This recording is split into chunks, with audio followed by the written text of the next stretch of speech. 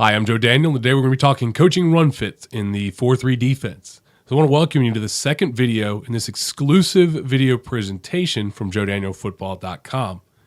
If you haven't watched the first video, you can need to start there. You can go up to the top and click on the first video. In that video, I told you how we align the Miami 4-3 defense. And I told you where you could put your best football players, your best defensive lineman, your best linebacker, and your best football players, your safe. I also told you where you can hide some guys too if you need to get some guys out there on the field who maybe aren't your best football players. But most important, we talked about the why. This is not just some playbook that you can download and run out there and throw it out at your kids and have them just play it. Because after you do that, you're going to spend hours after the game wondering why it didn't work. If you're going to be successful, you have to be able to teach your players why. When they know the why, they'll believe in what you're asking them to do. They will have confidence in their jobs. And we know confident kids play faster.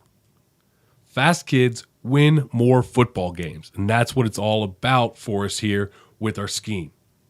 Today, I'll give you the how and the why behind our defensive line and our linebacker play. I'm going to talk to you about our run fits, how we coach them and why we do what we do.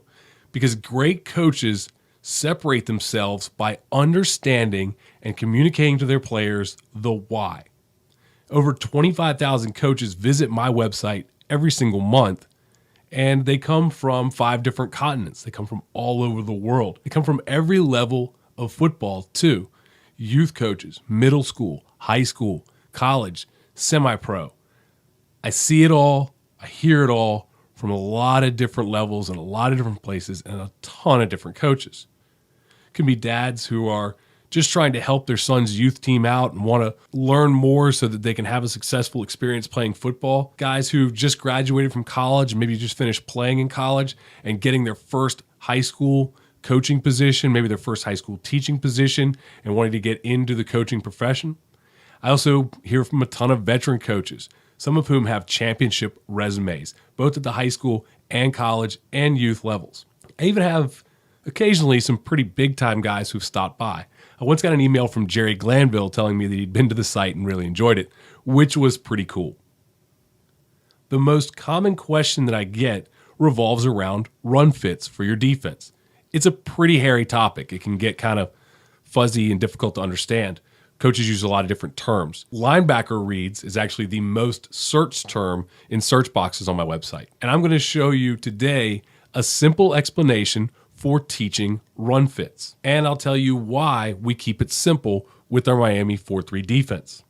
So let's go ahead and not wait anymore. Let's go ahead and go to the board and talk about run fits and the Miami 4-3 defense. Okay, so here we are again looking at the board with our Miami 4-3 defense drawn up against a basic pro-I formation. We start by talking about defending against the pro-I formation because once we understand what we're doing there, it's really easy once we start moving guys out of the box, getting into spread formations and even into 2 tight and 3 back formations.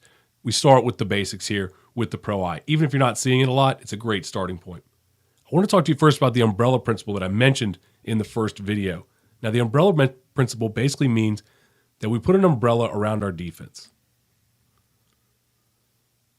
And it's around that front 7 for our 4-3 defense. And what it tells us is everybody under the umbrella is a spill player. Spill players are trying to force the football to spill to the outside. So if we've got an inside run play, we want to fill up the A gap. We always fill up the inside half of our gaps. Fill up the inside half of our gap with our nose, with our mic on this weak side run, with our end. And we're going to make sure that that ball continues to bounce to the outside. We talked about the spin down technique with our will. If it continues to bounce to the outside, he'll be filling off the hip of the end. And so these are all our spill players. The guys outside of the umbrella are going to be force players. They're forcing the ball to change direction. We don't just say contain. We don't just want to be outside of it. We want to force the ball carrier to change direction. He may bubble back to the inside, or he may bubble back to the outside, or he'll cut back to the inside. But in this case, our free safety comes up, and he forces the ball carrier to change directions. Either that ball carrier is going to cut it to the inside, where we've got pursuit from our backside players, or he's going to make the tackle, or he's going to force it to bubble and continue to run towards the sideline, where again, our pursuit will eventually catch up to it. So that's the basics of run fits, is you've got all of your guys under the umbrella. In this case, your defensive linemen and your linebackers are all spill players. The guys outside of the umbrella are force. Now our corners, they're secondary force. So they're going to stay in coverage until the ball has crossed the line of scrimmage, because we never know, it could be a toss pass, any sort of trick play. So they stay in coverage. They'll come up late for run support, and there'll be a force player as well. Now, the way that we make sure that that spill happens with our front 7 guys is we teach our defensive linemen just 3 possible things that the offensive lineman can do, and that's their read. And then we're going to talk about the backfield reads for our linebackers and how they're going to fit into the play. Then we'll look at a couple plays, how we work these run fits in. So first of all, we start with our defensive linemen. Remember that in our base defense, all 4 defensive linemen are playing in an outside shade. The nose is shaded on the center, the 3 technique is shaded on the guard outside, and our 2 defensive ends, the strong side end shaded outside of the tight end, or if there's no tight end, shaded off the tackle, and the weak side end outside shade of the tackle. So everybody's playing from this outside shade technique. From there, the only 3 things that we're going to see are going to be a block 2, block away, or a pass set. That's it. That's all that these guys can do to us. And so that's what we start teaching. This is everything that our guys need to know. Remember, keep it simple. On a block 2, this could be a base block or it could be a reach block. Our reaction is the same. As we come off the football, we're looking for a strike point, which is going to be the point on the outside breastplate of the defender. So kind of around the top corner of the numbers on the jersey. That's where our hands are going to be striking, and that's where our eyes are going to be focused. As we go to that strike point, if the strike point comes to us, that's going to be a block 2. So as the strike point comes to us, we're going to post with our left hand, rip through with the right arm, and we're trying to get even with his heel line. Once we get even with the heel line or to his heel line, we can find the football and run to it. So on any block 2, we're going to post, and as we post with that arm, we're also kicking our hip on that same side. So in this case, we post with the left arm, we strike with both hands together, post the left arm, and then we're going to work the left hip, in this case, into that gap. We always tell our guys that the hips are what really matters, not your head, not your hands. If your hips are in the gap, you have control of the gap. We don't want to run around him. We want to strike and engage him on the snap of the football, and if that strike point comes at us, we're going to post and rip. Doesn't change if he tries to reach block us either. If we were to get a reach block, again, the strike point would be coming to us, and we would be coming off and trying to post with that outside hand and rip through and continuing to fight our hips to stay outside of the reach block. So by doing this, it puts us in a position to play that block either way. The second block that we can get is block away. So if he were to go to block the man next to us or to pull away from us or anything where where the man that we're lined up on doesn't immediately come to block us, we treat that as if it's run away. So what we tell him is, if he blocks away from you, you're going to bend. It naturally happens when the strike point, that corner of the number, goes away from you. If you're really trying to hit that strike point, your body will naturally bend down the line of scrimmage and sprint and chase it as if the ball was going way over the other way. Because what will often happen is that if you get a down block, you've probably got a puller coming back to kick you out. If you're unblocked, usually either the ball is running away from you or somebody is coming to kick you out. And we'll get that, what a lot of coaches teach, as a wrong arm, where we sprint flat down the line of scrimmage and we blow up that kick out puller. It happens naturally on the block away for us. So that's our second reaction, is the block away. Finally, the third block that we're going to see is a pass set. If he sets back, we see the high hat look where he's not firing off the ball, whether he really sets as in a true pass set or if he's just not firing off as hard. We recognize the pass rush, we recognize the pass block, and we get into our pass rush lane. So what we want to do on that is now we want to just try to beat him to his hip. If we can get to his hip, get even with his hip, we've got him beat. We use rip moves, just like we used before, post and rip, or we can use some push-pull, bull rush. We also teach swim moves. One of the things that we teach in pass rush is every guy needs 2 moves, and that's it. 1 move and a counter. That's the only pass rush moves that he needs. He needs the one that he's best at and a counter to it. And if he has that, then he's going to be great. Doesn't mean we only teach 2 moves. It means we only teach 2 moves to each guy once they kind of experiment with a few of them and figure out what they like. So 3 things that we worry about with our defensive line: block 2, block away, and pass. Okay, now we're going to look at our linebackers. What we teach our linebackers is to key the backs. And we teach them that the guards can tell them something, but only really if they do something out of the ordinary. So we use something called the pretty girl in the mall theory. Okay. The pretty girl in the mall theory basically means if you're walking through the mall, and of course, we're all teaching mostly young men that they're walking through the mall, and if you see a pretty girl in the mall that just looks stunning, looks better than everybody else in the area, and you see that pretty girl walking by, what does everybody do? Their head turns and they watch it. So we tell them, hey, we're not keying these guards. We're not teaching you anything special to do with the guards. But if a guard pulls, follow him because it's a pretty girl in the mall. It's something weird. It's something they don't normally do. He's not going in the same direction as everybody else a lot of the time. So if you see that guard pull, follow him. And that's their rule with guard pulls. If a guard pulls, follow him, find out where he's going. Pretty girl in the mall. But most of our reading focuses on the guys in the backfield because we feel like if you recognize that guard pull, following him is pretty easy. We'll do some drills with it, but it's pretty easy to understand. In the backfield, we teach 4 types of flow. We teach hard flow, we teach fast flow, split flow, and dive flow. And we have hard flow strong, hard flow weak, fast flow strong, fast flow weak, and so on. So what we're looking at with hard flow is your ISO or lead play, your downhill running play, power. If we've got 2 guys running inside the tackles, that's hard flow. Hard flow is the bulk of the runs that we have to stop. Most of the runs that it's our job to make the tackle on and nobody can help us, those are hard flow. So you'll spend a lot of your time working this. On hard flow, we're going to hit our gap responsibilities that we talked about in video 1. On hard flow strong, the Mike backer who's keying primarily on that fullback is going to come fill strong A gap. The Sam backer is going to fill strong C gap. The Will backer is responsible for cutback B. He won't fill it unless he sees a cutback, but he'll be shuffling across. We call it a counter shuffle, checking for counter. If there's no pulls, everybody's doing their job. We've got all of our gaps covered. Just got to beat a block, make a play, and that's what football comes down to. That's hard flow strong.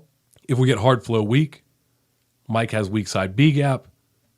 The Sam backer has cutback A, and the Will backer will be playing that spin down technique where we're going to fit down right off the defensive end's hip, make sure that this B gap is secured because we're basically a bonus player over here with the free safety coming up the force. If it bounces like we expect it to, we'll have an extra guy out there to handle the bounce. If there's any daylight inside, though, he'll fill that daylight. Fast flow is going to be your toss sweep play. Both backs running fast outside. In fast flow, we won't fill our gaps. We'll actually move one gap over because there's not really a threat of this ball hitting A gap. So we tell our Sam backer on fast flow strong to get tight to color, which means tight to the other guy with the same color jersey as you, tight off the next guy with the same color jersey as you, which is going to be the defensive end. Our Mike backer is going to be chasing, and he's going to be looking for a run through. If he sees any space, he's going to take it getting through there. Will backer is in pursuit. The strong safety will be forcing the play. This guy, the Mike backer on that run through, will often beat the guy who's responsible for blocking him, and he'll make a lot of tackles where the strong safety and the Sam slow down the outside run, and he runs it down from behind. And then we have our fast flow weak. The same thing on a fast flow. The Will backer has no reason to check the weak side B gap, so he's going to get tight to color off the defensive end. The Mike linebacker will look for a run through. If he gets it, he'll take it. And again, these gaps are going to be moving because these guys are going to be reach blocking. So you can imagine all these linemen reaching and moving, and the gaps are moving as the play is happening. And then the free safety will be coming up to force the run, or if you're running cover 2, it would be your corner. On split flow, we're going to usually have a guard pull accompanying it. So let's say that we got a counter play. We would usually have those pullers to help us account for it. But our Mike on split flow is going to be looking for that strong side A gap. The Sam backer with the tailback coming to him is going to be filling that strong side C gap, and the Will backer will be looking to fill or follow the guards or pursue whatever the play might be.